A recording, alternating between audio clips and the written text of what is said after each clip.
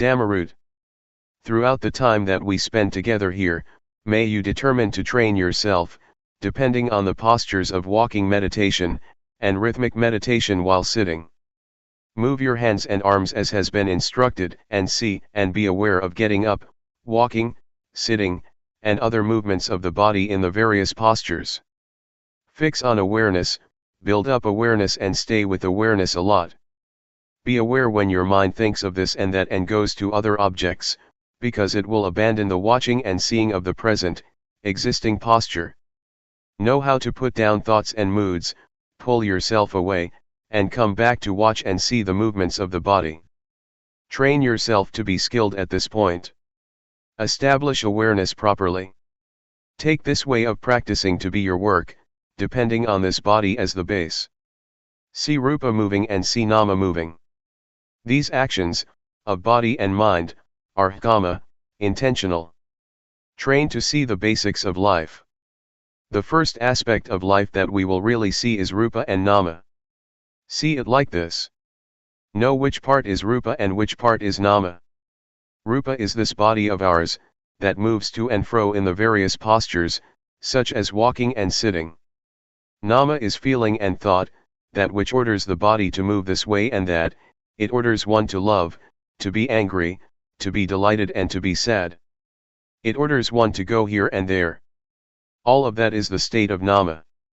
All of it is a movement of the mind. This is called Nama acting. In reality, to get to see Rupa Nama and to be able to differentiate between them, takes rather a long time. This is because our minds are used to thinking, they are used to being carried away by moods. Whatever object arises, completely takes one in, a thought of anger arises and one becomes angry, whatever one indulges in, one gets overwhelmed by. But as soon as we fix on being within limits and establish awareness, those moods that used to be so powerful, now express a reaction. Some people do walking meditation for a little while and get sleepy. Some people practice the rhythmic meditation and become restless, their minds go all over the place. They struggle hard and feel uncomfortable, burdened, they have headaches and tight feelings in the chest. There are these troublesome things that come up all the time, they are obstacles. Understand this to be ordinary. Don't be annoyed, uncomfortable and burdened by those various manifestations. Establish awareness, hold on to awareness well. Whatever states or conditions arise during the practice of meditation, recognize them, see them. Have crystal clear awareness. Recollect what your main duty is. It is to cultivate awareness, and to see the body as it is moving in its present posture. This is the foundation. As for thought or any moods that come to interfere, regard that as ordinary, take that to be objects that change according to the habits of the mind, that hasn't yet been trained. All right, when it arises, but our main duty is to establish sati. Be aware, arouse awareness in order to see the body, always see the states, conditions, and whereabouts of the body, as it is moving about as clearly as possible. Know how to put down thoughts and moods that are, continuously, changing, don't let them be obstacles. This point right here, might be a big issue for some, and not a big deal for others. Characteristics and conditionings tend to vary according to previously accumulated habits. Sometimes the thoughts and moods that interfere are quite powerful. They might make one's mind think in line with them, until one is fooled and forgets oneself. The mind wanders away, it gets really fascinated with those things. Never mind. When we realize it, and are newly aware, be careful. Come back to fix on awareness and keep on practicing. The state of the mind wandering off and lacking awareness, the mind feeling uncomfortable and burdened, arises a lot when we first set out to train ourselves to develop awareness. It is the same for everyone. Because, originally, we are used to thinking all sorts of things according to our own untrained minds. Therefore, it is going against the stream of our old habits to try and establish and arouse awareness. So, it is ordinary that there are various obstacles. In the beginning, we must depend on devotion, and put forth a lot of effort to train and establish awareness, so that one gains awareness. Be determined to make effort with walking meditation and sitting, doing the rhythmic meditation. Make movements with the body and train a lot to be aware. Never mind if the mind loses awareness, and thinks of this and that 100 or 1000 times. Regard yourself as somebody who is still new at the training. Inspire yourself. Try and do the best you can. Keep establishing awareness consistently. When you lose it, you start again, you lose it again and you start once more. The state of delusion and forgetting often, and then being able to re-establish awareness, makes one begin to be able to differentiate, and one gets to know what one's heart and one's real character are like. One begins to understand how to adjust one's own mind to be aware. One knows how to put down changing thoughts and moods. These experiences teach one to re-establish sati faster and clearer. Awareness becomes more and more prominent, as long as one tries and puts forth effort. We now begin to really discern our states of mind, the states that are conditioned by thoughts and moods, and the state that is governed by awareness. We have more ability to know our own moods in time. And there is more awareness as well as awakeness. The conditions, of feeling uncomfortable and oppressed, of doubt and confusion, of restlessness and giddiness, and of feeling fed up, that used to be there, gradually begin to fade out, with each moment that our sati sampajanya begins to awaken more and more. Until finally, when we really have aroused awareness, and a sense of being awake firmly, we see the existing rupa and nama clearly. That's it. We now get to know about life. We get to know suffering, dukkha, the suffering of rupa and nama. We will understand that rupa or the body is a lump of suffering. It consists of parts that are always moving and changing. One really sees the unfolding of the various states, conditionings, and processes of the body clearly. Breathing is suffering, it is a conditioning, it is dukkha, it is an ordinary state that happens by itself. Swallowing saliva, blinking the eyes, opening the mouth, eating, lying down, taking a shower, putting on clothes and so on, is all dukkha. They are ordinary conditionings of the body, that happen by themselves. Most people have never seen the states of the body, and the course that it takes, according to reality, like this. And then, through ignorance, we create another kind of suffering to mess up our lives, namely nama dukkha. Nama that we have not trained yet, nama that thinks according to what one likes, wants, and desires, nama that is still full of attachment, concocting up thoughts and views based on a self. This is another kind of suffering that we don't know about yet. This is a kind of suffering that is something unfortunate in our lives, that we have never studied or tried to understand. This nama has never been trained, has never treated rupa, nor one's own life fairly. But as soon as we see, train, and refine ourselves, and we know how to arouse and establish awareness, waking ourselves up, the very quality of sati acts as the judge. It is the most honest court. The kind of suffering that doesn't arise from dukkha, from the natural state of the body, awareness discerns it. Awareness brings it to a halt. Nobody can stop dukkha, the ways of the body and of life. Those states just happen, we have to be aware of those conditions, to acknowledge, deal with them and look after them, so that there is a state of normality and happiness for as far as conditions allow. But the suffering that is due to thought, that is due to nama, that is due to all kinds of wants and desires, is a state that is something untoward. It arises because of our thinking and our beliefs. This is what awareness sees. It stops and pacifies that kind of thinking. Awareness knows how to put down and pull oneself away from thoughts, in those circumstances. Awareness really acts as the judge because when one is aware and awakened, it really treats rupa and nama, and one's mind, fairly. One's life begins to be different from how it used to be. Before, one used to be a slave of moods and desires, and one used to fall in the trap of thought all the time. Thoughts, speech, and all actions used to be dictated by moods, by one's own character, every moment, every time.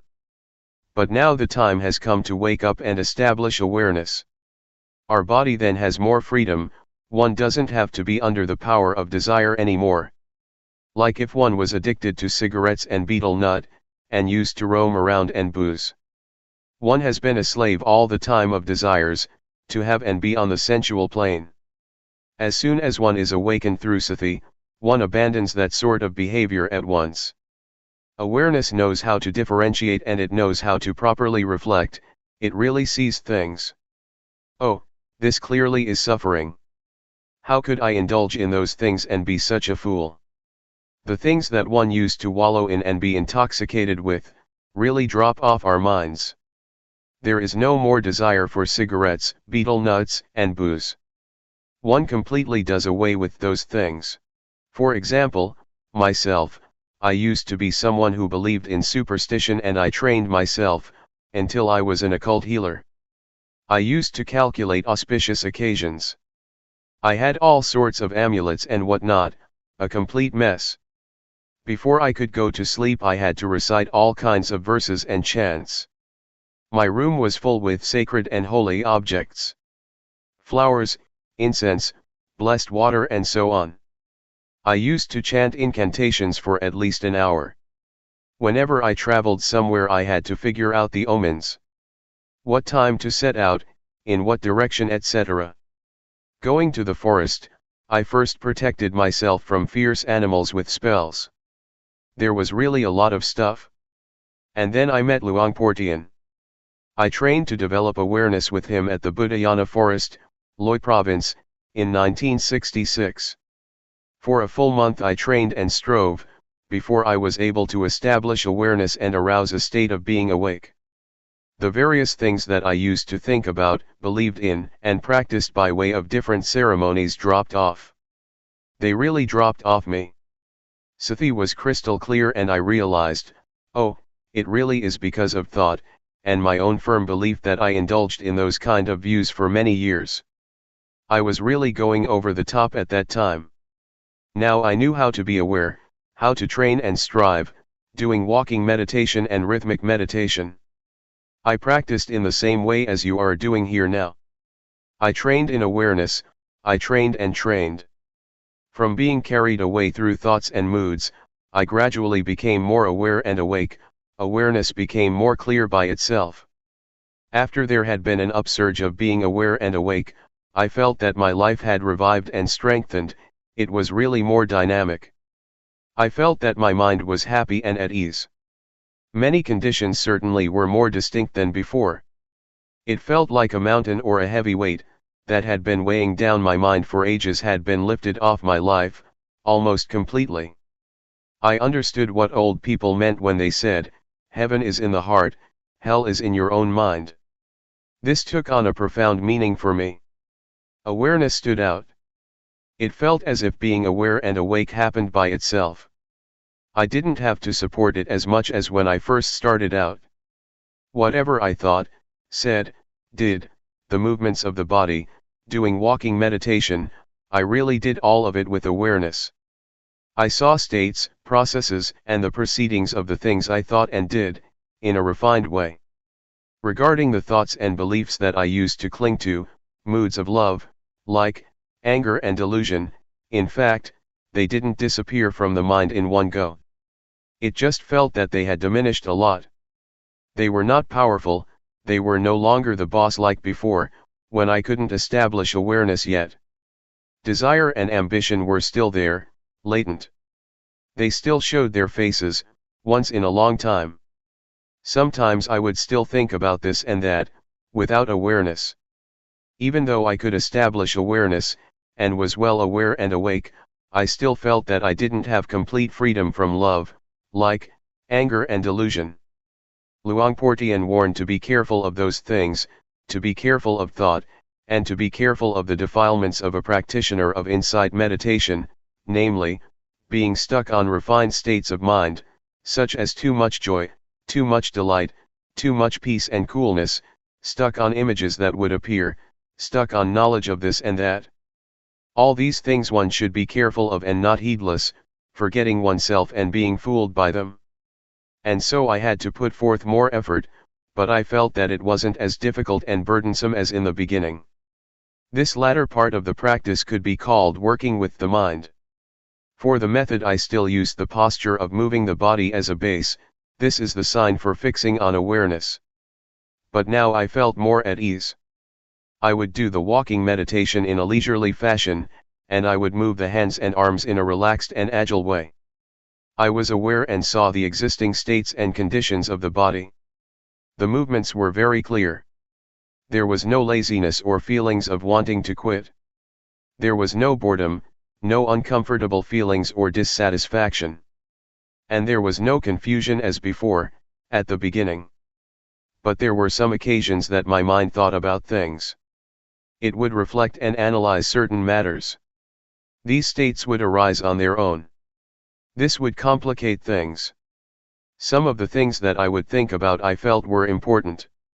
For example, I would explain the Dhamma, in my mind, to someone I cared for, such as my friends or my family. Sometimes I would investigate and try to find an answer to a Dhamma question. I felt that each matter that I reflected on was important. And so, at times I would forget and just get caught up in thinking. The various thoughts that would appear at times were old habits. They were cankers flowing outward, asava. They were manifestations of views and opinions, they were thoughts and beliefs in various forms of myself. They would spring up sometimes. Therefore, during the time that one is working with the mind, and one sees the states of mind, and one's own thinking, one really needs to be aware and awake and to be able to establish awareness. One has a perspective. No matter what one is thinking about, and no matter how important it may seem, always be aware clearly and see those conditions arising. When one is careless and thoughts come up, and even when one starts to think, see it and know it in time. But don't be careless and get mixed up in thinking, and let it turn into an issue, to the point one completely forgets oneself. We must take awareness as our perspective. Awareness should always stand out. Then, one can really let go and put down those images, without grasping or paying attention to them. Always come back to being aware. Regardless of how powerful, delightful, or awful thoughts may be, establish awareness and make it into a foundation. When thoughts arise, let them be there, but, see their characteristics. Just be clearly aware and don't get mixed up with thought. Neither encourage nor obstruct thoughts. Do it like this. Hold on to this principle. It won't be long and those thoughts will stop on their own. They will fade and disappear by themselves. They will turn into rising images. Just watch, see, and know their temporary rising and passing. In the end, awareness will still be as stable and prominent as it originally was. Actually, the method here is the same as when we first trained to establish awareness. The only difference is that, in the beginning of our training in the development of awareness, we put emphasis on establishing awareness, on breaking through the encirclement of the various objects, and so we give emphasis to focusing on the movements of the body. We do this exclusively in order to have a foundation, or sign in training in the setting up of awareness. We create awareness because in the beginning of our training, states of mind and mood still have power. We are still accustomed to thinking, and this gives rise to some kind of mood that we are familiar with from the past. So we are not yet interested in watching and seeing thought, as we are in the later stages of working with the mind, because one who is not able to establish awareness is like someone without a place to stand. One easily loses one's footing and slips. When we watch thought or powerful moods, we get drawn into feelings of like and dislike, we tend to get carried away with things that look as if they're easy to watch. We can't yet differentiate between the object and awareness. Even though we know and see that we experience a certain condition, we are still not able to give it up and put it down. For this reason, one is taught to make effort with one aim, namely to train in order to be able to establish awareness, to be aware and awake, to be ready, including all things. This is the priority. Make use of the postures and movements of the body as signs, and exercises to train in focusing on awareness. No need to be very concerned with thought or your state of mind. When we get to the point where we have established awareness, the mind is awake and we have a perspective on life, that's it. Now we have the ability to face thought, to see the mind, to see the stream of our own thinking in a straightforward way, without our mind slipping and sliding, getting caught up in thoughts. Therefore, only someone who knows how to set up awareness will be successful in working with the mind, someone who arouses both awareness and a sense of being awake. This period is important for getting to know oneself in a straightforward manner. One comes to know how to let go and put down one's moods, thoughts, beliefs, and conceited opinions, really becoming absolutely free. What kind of character and disposition did we used to have? What kind of things did we think about and believe in? To what extent did we have moods of love, anger, and delusion? We will really see our mind states, clearly as they occur, in a simple way. From the conditionings of mind that come up in thoughts, turning into moods, issues, and various matters, periodically or momentarily, Yanadasana, knowledge and vision, arises, one really gets to know oneself. Oh, this is how I think, I get angry this much, this is what I believe in. One will see conditions one by one, according to the thoughts that appear momentarily, relying on the perspective of life, the main principle, knowing how to establish awareness, being in control with awareness and being awake. The mind doesn't flow and comply with the moods and thoughts. Wisdom knowledge will arise within us, and we will be able to reflect and differentiate between desires and reality. We will know how to let go, we will know how to put down thoughts, put down delusion, put down images and moods that proliferate. We can pull ourselves out of thoughts and beliefs we used to cling to, and were firmly convinced of. Clinging is loosened and one returns to awareness that has never been so striking before. Views and opinions of all sorts get demolished more and more, one after the other. And in the end our minds are made smooth. Our minds don't go back to creating suffering and problems through concoction anymore. It has all been demolished. Proliferating thoughts, sankhara, that used to be so powerful and used to create heavy suffering in our lives and our families, are finally done with, their poison is really gone. Life is smooth. One is able to conduct one's life with intuitive awareness, sati sampajanya, as the prominent factor. One is able to be creative and perform one's duties and obligations as one should. One is calm, composed and endowed with discretion. One is able to reflect and discriminate A from B. One is really absolutely free and independent. Well, what I've said today was an introduction, and a pointing to a line of practice to train oneself. I have made known the teachings of the Buddha and done the duty of a Buddhist. I have done what a bhikkhu, monk, should do. There is the saying of the Buddha, Arogaya Paramalabha, being free from disease is the greatest gain. This refers to what I've been talking about, it refers to our lives, it refers to this method of practice. In the old days, the monks would go all over the country, and propagate the teachings on the end of suffering in the marketplace, or wherever many people would gather. It is the highest gain. It is eternal life. I think that I have performed my duty in a complete way, and have satisfied the request of the abbot of this monastery. This talk was given in a branch monastery in the south. May all of you, who have lent an ear, take up what has been said for contemplation, and put the various reflections and perspectives into practice. Determine to train and cultivate yourself, so that you will attain the paths and fruits of practice according to your aspirations. The art of knowing directly.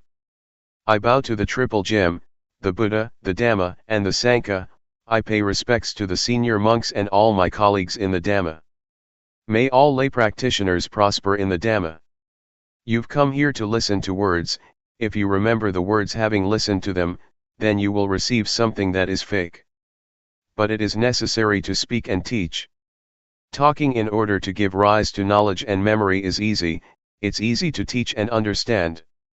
There are teachers all over the place. All of us sitting here now, at a monastery where a retreat is held, have knowledge of good and bad, of right and wrong. Everybody knows that. For example, we know that anger and suffering are no good. We know that, but we still suffer and still have anger. Now, in real teaching we have to teach ourselves, we have to teach ourselves to really understand. We might learn some things from others, it will make it easier to remember, but real teaching we have to do ourselves. In talking today we are all friends, spiritual friends.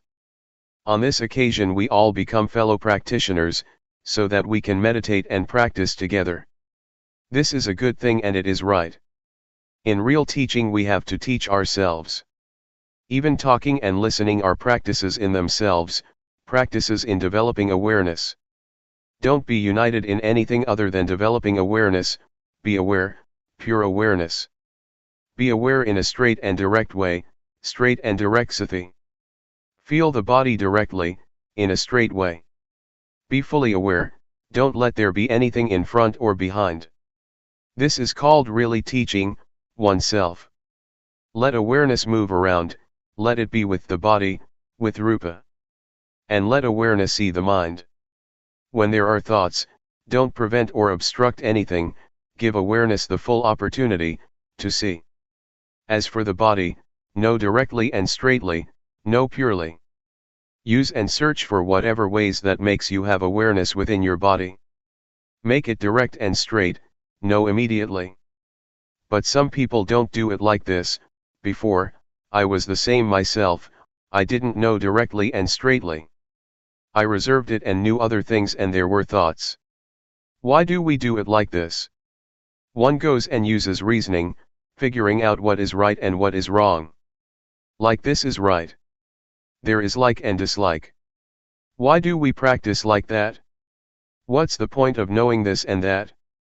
For example, when we are aware, we ask ourselves, am I aware or not? Is this sati or not? Is this kind of knowing, awareness? Or is it thought? Sometimes we're thinking, and we don't know what awareness is, and so there is a division all the time. Reasoning and perceptions of right and wrong come to interfere with practice, and so one doesn't practice fully. No, no, no, no, be aware. When you start off practicing you shouldn't use reasoning and think about what is right and wrong. Don't do it like that. Know directly, using whatever method that makes you be aware of either the body or the mind. Don't concentrate. Don't think about right and wrong before you experience right and wrong, don't think about being and seeing before you actually are and see. That's not it. It is wrong when something is wrong, it's right when something is right, you are when you are, and you see when you see. Be aware directly, don't concentrate and don't use reasoning. You shouldn't think, from now on there is no need to think. When there is awareness of the body and the mind for a long period, seeing automatically occurs. This is not called thinking, it is called discrimination, dhammavidyaya, or orderly reflection, yoniso-manasikara, it differentiates and wisdom knowledge or wisdom arises by itself. This is called practicing directly, for example we raise the arm or we turn up the hand, just know it directly. Feel your arm moving, feel your hand moving, feel the movements. Actually, this method that we're practicing was different before, in the past it was not practiced as we do now. But Luangpor Teean adapted it, making it more practical. In the past it was called the method moving stopping, in Thai, ting ning. One would put the hands on the knees, turn up the hand and think or inwardly recite, moving, ting, and when a movement would come to an end, stopping, ning, ting, ning, ting, ning. They would use it like a mantra, a word to keep reciting mentally. This is not direct, it's not straight. There are still these words that obstruct the immediate experience of the movements. Luangpor Teean developed this method by not having any recitation, just feeling directly, being aware without using words, just feeling. Doing it like this, one knows. The characteristic of feeling is to know specifically, but it is not a poking kind of knowing. One knows. Luangpor demonstrates it at the same time, know like this, don't fix on things. Some people know in a concentrated way, they concentrate and follow the movements, this makes awareness into something with a time span, whereas awareness should be momentary, moment by moment. Doing it like that, it becomes into a practice in tranquility meditation, which it should not be. That may well make one feel uncomfortable and discontented, or stiff in the chest area, sleepy or all tense. To know directly is to know in a cheerful and clear way. Knowing. In one sequence of movements one knows 14 times. This is pure knowing. Don't let there be any separation, let the quality of knowing really contact the body. Let them really come into contact with each other. When one knows in this way, one will become skilled for sure. When there is experience, for example, our hand often comes into contact with something, we are bound to become skilled. I used to be a little bit of an artist as a musician. It is an art in itself to contact with one's fingers the holes of a flute or the hammer of a xylophone. The fingers contact the holes of the flute and the most melodious sound is brought out. But when we push too hard, it is a kind of concentration and the sound will not be as good. If we go and count the holes in the flute, we can't play well, because the finger movements have to be just right in order to produce the right tone.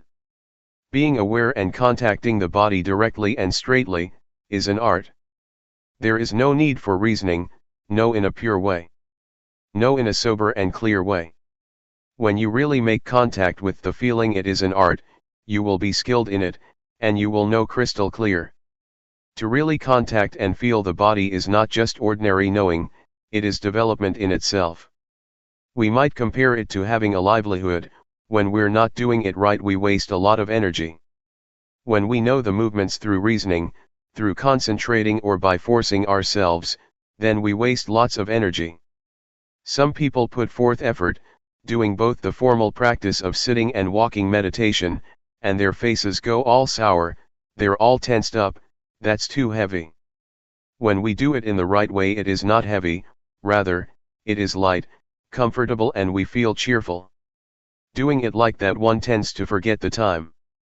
But some people force themselves too much, that's neither straight nor direct. Awareness is happiness and justness from the beginning, it sorts things out for us by itself, and it makes one feel and recollect clearly, step by step. Be in the middle, watch inside as well as outside, don't go in, don't go out. When I was a kid, I used to go with my mother to plant melons and beans.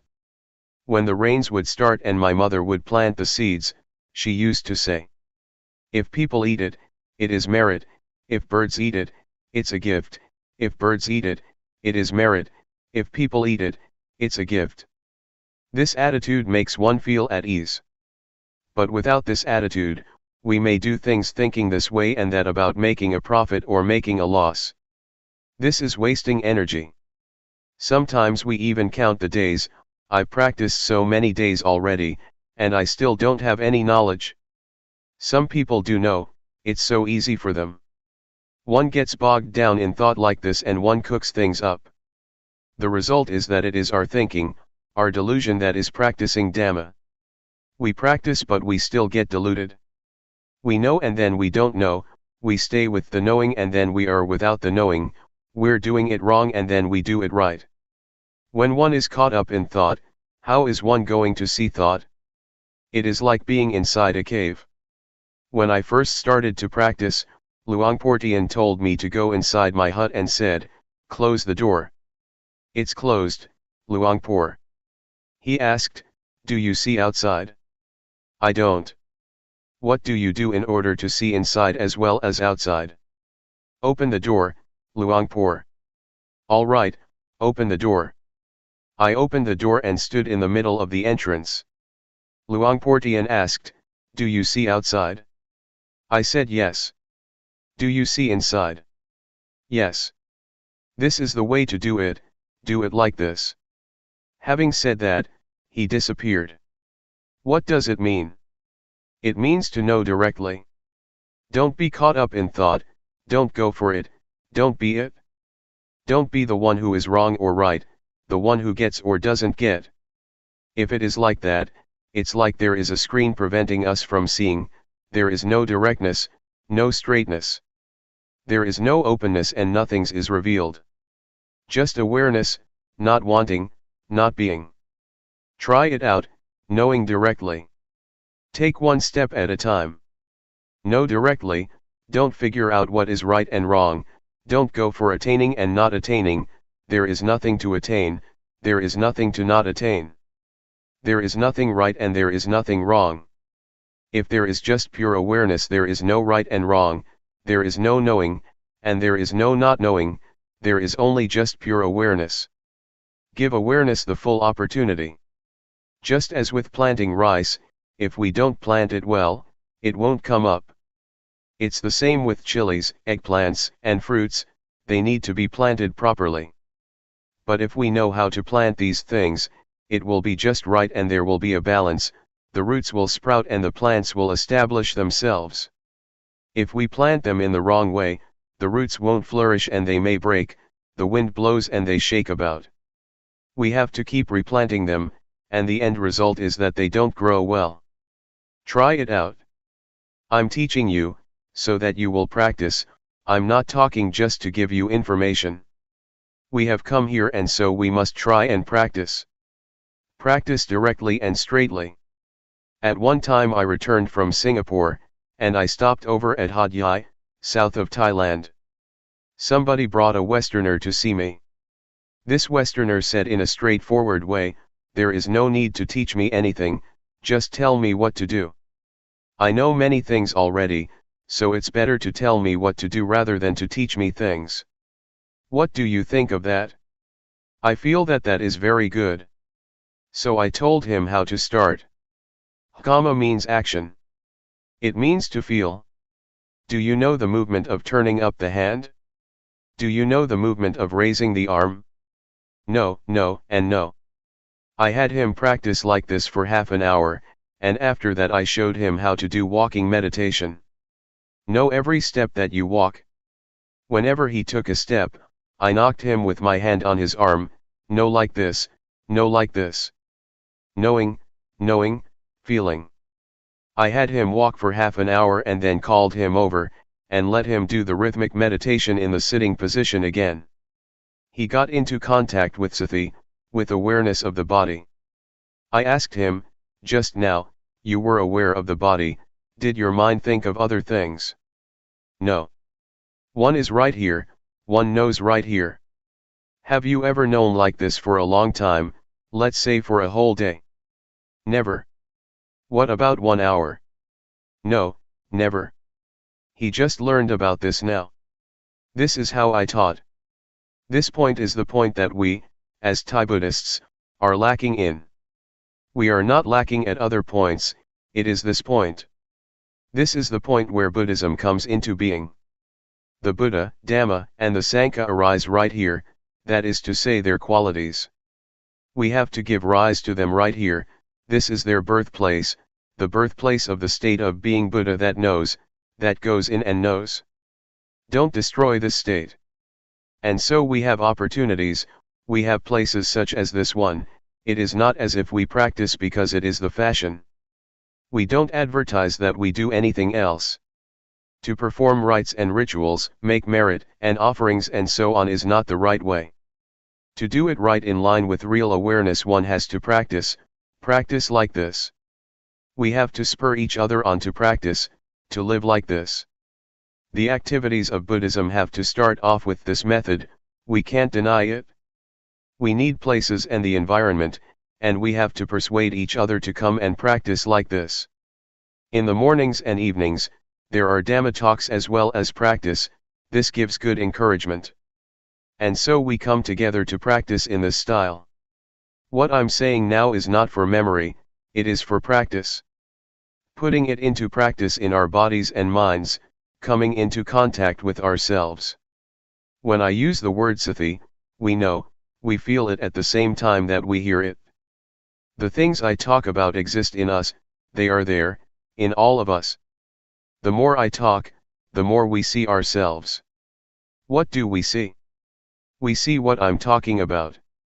For example, feeling, we all feel, even when we don't do anything in particular. When we are skilled, we don't necessarily have to make movements with the hands and arms, we just sit there. Feelings are there already, the blinking of the eyes can be felt, breathing can be felt. The quality of knowing that knows the blinking of the eyes, is feeling, it is sati. The quality of knowing that knows breathing, is feeling, is sati. Even when we don't do anything special, there is awareness, no matter where we are, even when we just sit there, there is awareness.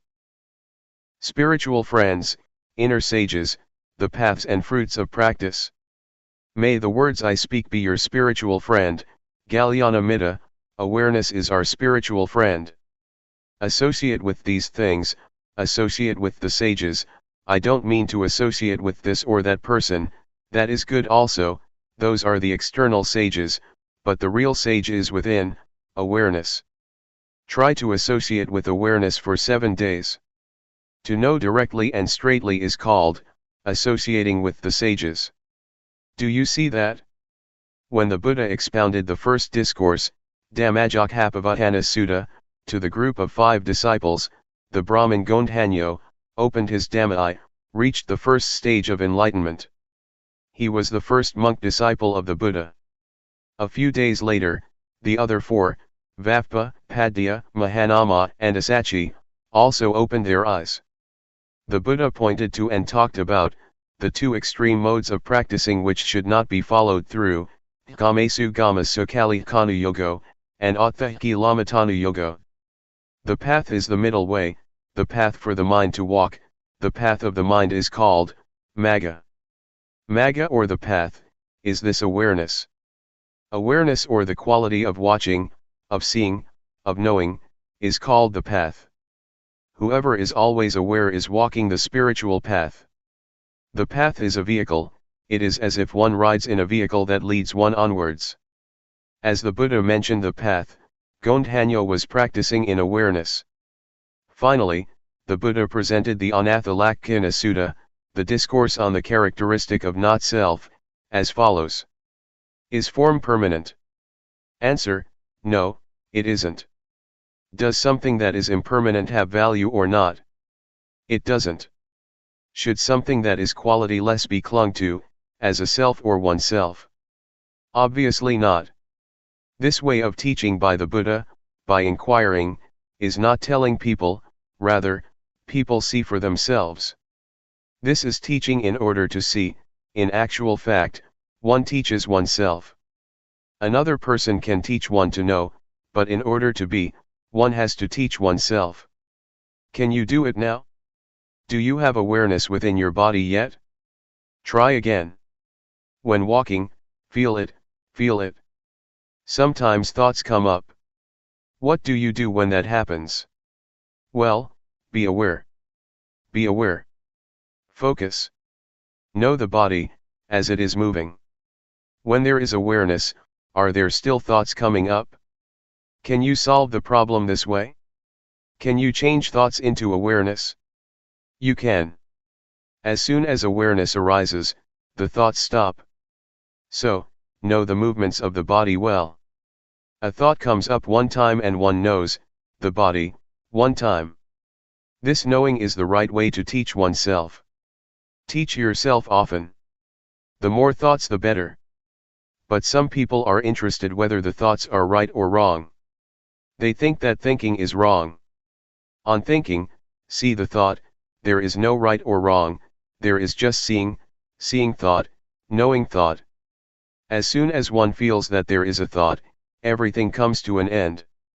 On seeing thought, skill arises. The state of seeing thought, seeing it often, is an art. It is like seeing somebody's face. When you see somebody for the first time, you might forget again, but when you see somebody many times you become familiar. This not just ordinary knowing, you know his or her character, what kind of person this is, whether you should connect with him or her or not. Some people see thought, and think that it is wrong. When a thought pops up, it's wrong. This is wrong understanding. That's not right. This is similar to that time that I was up at the monastery on top of the hill at Bohome village, Luangpor Teean's village, in my early days of practice. Luangpor Teean wanted me to stay there at that time. There were many people practicing. I was doing walking meditation with another monk. He was lower than me because it was a hill. When he got tired he sat down, and then I heard these strange slapping noises, pat, pat. He slapped his own head with his slippers. I walked over and asked, "What are you doing?" He said, "The mind thinks all the time, I don't know why, it's crazy." This is not seeing thought anymore, he got caught up in it for sure. He was punishing himself for it. Doing it like this is to go in the wrong direction. It is like planting rice and pulling it out again, they won't take root, there won't be results. Therefore, when thought arises, don't consider it to be good or bad, just see it directly. Thought is useful, we'll get to see it. There is nothing wrong with it. Thought arises, that's good, we'll see it and be aware of it. Knowing it in a cheerful way. On seeing happiness you go, on seeing suffering, heat, cold, This is Vipassana, insight, in small ways. This is being a meditator. If you are the one who is right or the one who is wrong, then you have taken birth and you are caught up, you are still deluded. There is no knowing. This quality of knowing is completely neutral. It can be applied to anything, it is absolutely fair and can be used with everything. We're not looking for faults. I don't like wrong, I like what is right, I like knowing, I don't like not knowing. It is not like this. If it's like that, the quality of knowing will not prosper, it gets cut and divided up, it gets separated all the time. Do you understand what I'm saying? Have you realized this? When you know, are you satisfied, and when you don't know, do you feel sad? When it's wrong you feel ill at ease, and when it's right you feel good. In the past, I've asked people, having short interviews with them at Sukato Forest Monastery.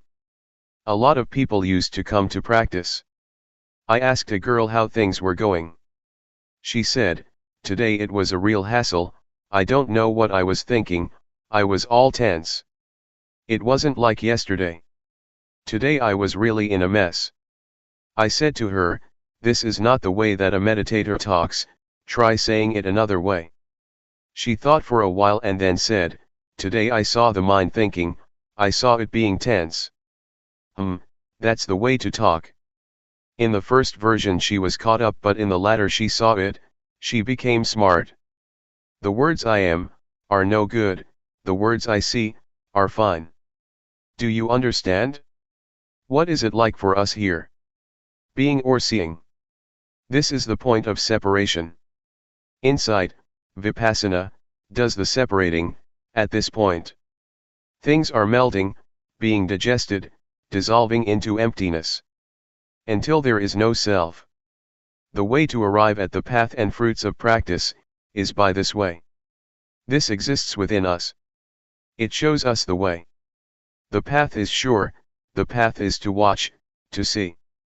The things that arise with the body or the mind, they arise so that we can watch and see. Do you see? Especially in the mind, there are lots of things that come up for us to look at. Has there been any gladness these last few days? Did you see it? Have you ever seen happiness? Have you ever seen suffering? These things come up for us to see them. What about satisfaction? Have you seen it? Dissatisfaction. This is the path. If one sees, then there is the path. The middle way. The way to get to the path and the fruits of practice is right here. At the point of seeing and not being caught up. Things arise in order for us to see. Some people may experience tension. Do you see tension? Some people may experience dullness. Do you see dullness? Others may see thought. Do you see it? One cannot grasp hold of the mind, there is just seeing and seeing. Develop this state of watching and seeing a lot. Develop the quality of seeing a lot. See the body moving, see the raising of the arm, see the lowering of the arm. Know and see. Knowing and seeing. When things arise that we don't want, things that we didn't intend, see that also. For example, thought, we didn't ask for it, it just arose. When we see thought, thought comes to an end. When we fix our awareness, the quality of knowing does not fail, as we might think. It is good to have thoughts arising. This way we get to see them, see the mind thinking. Sometimes many things come up, happiness, for example, and one is smiling inwardly. Don't grasp it, don't be it. Establish yourself on the specific characteristic of a meditator, watching, seeing, and not being. This is not wrong, and this way you won't waste time. But some people get caught up and waste lots of time. They get caught in joy, calmness, visions, defilements due to insight, analytical knowledge, and all sorts of things. They fall in the well of knowledge, and know this and that. One wastes lots of time this way. There is no need to know all that but see it. It is like coming here by car from another province. On arriving here there is no need to teach about the things that one has seen as one passed through.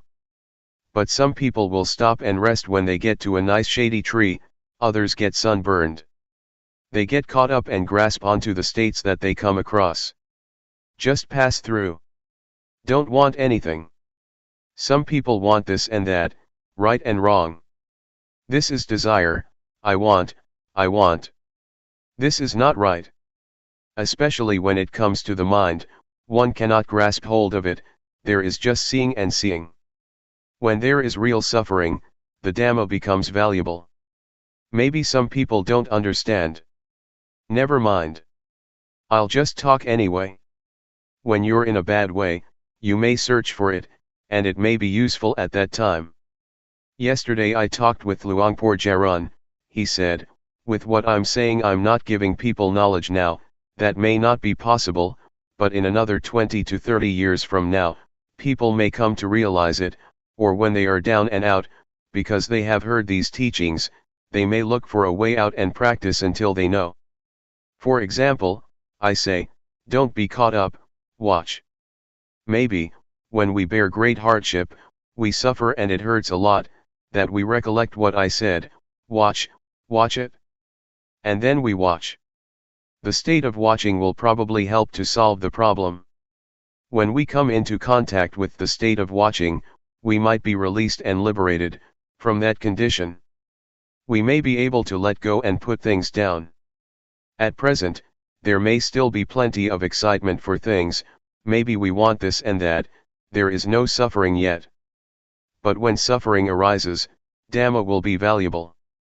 So I'll talk just in case, so that you may hear it.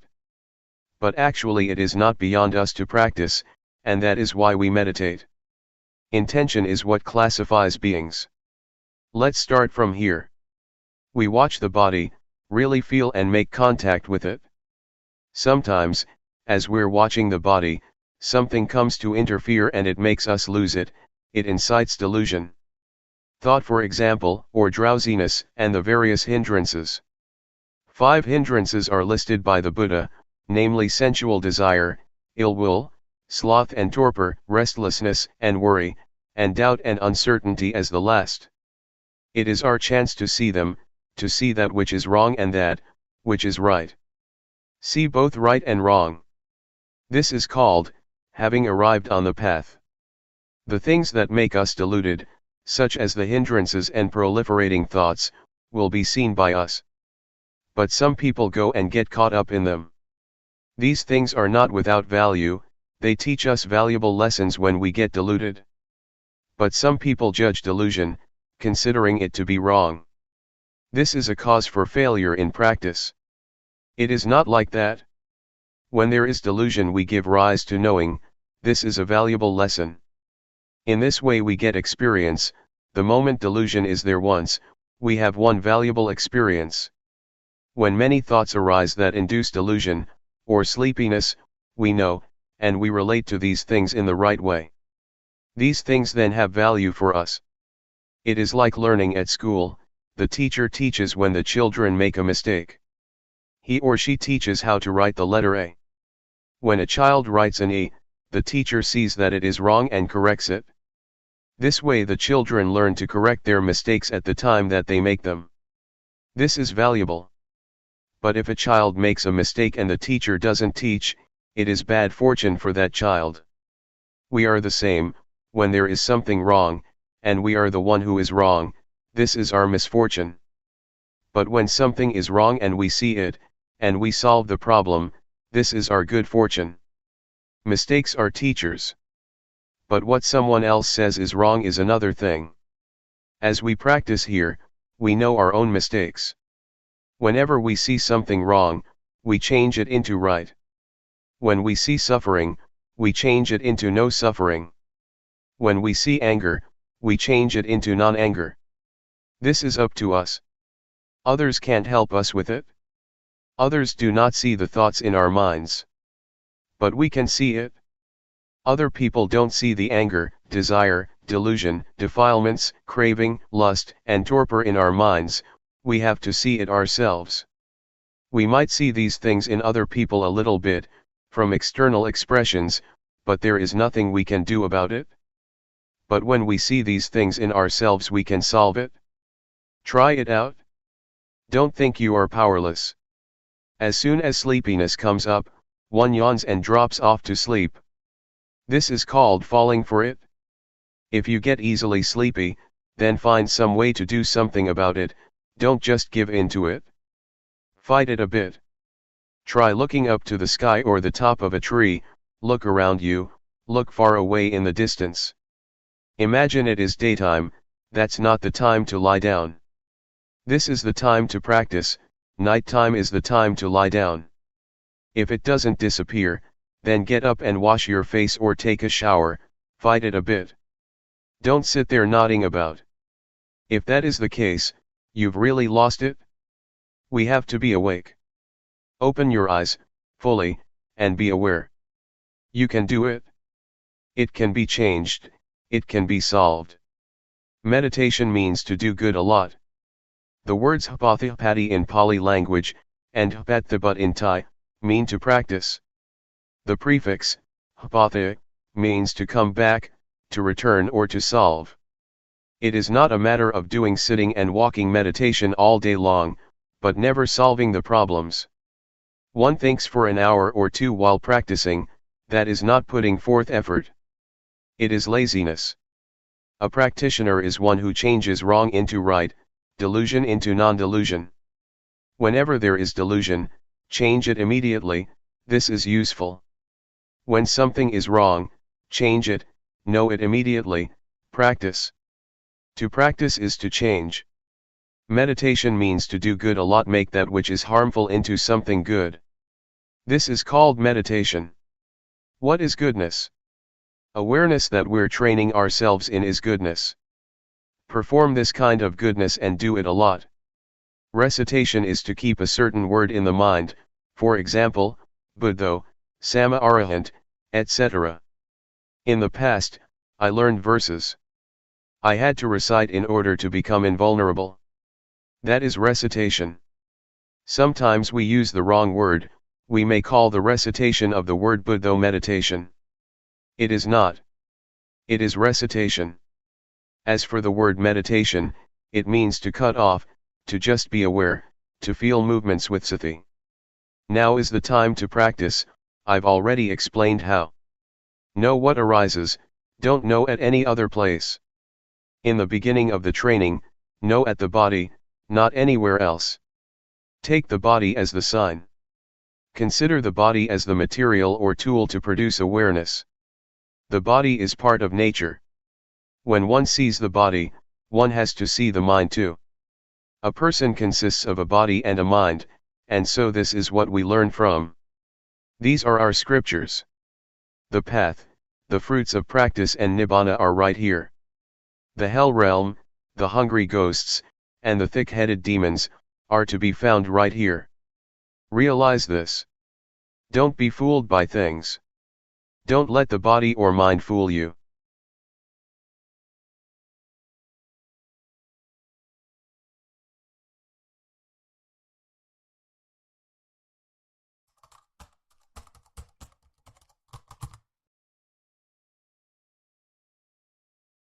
May all beings be at ease. Whatever living beings there may be, whether they are weak or strong, omitting none, the great or the mighty, medium, short or small, the seen and the unseen, those living near and far away, those born and to be born. May all beings be at ease.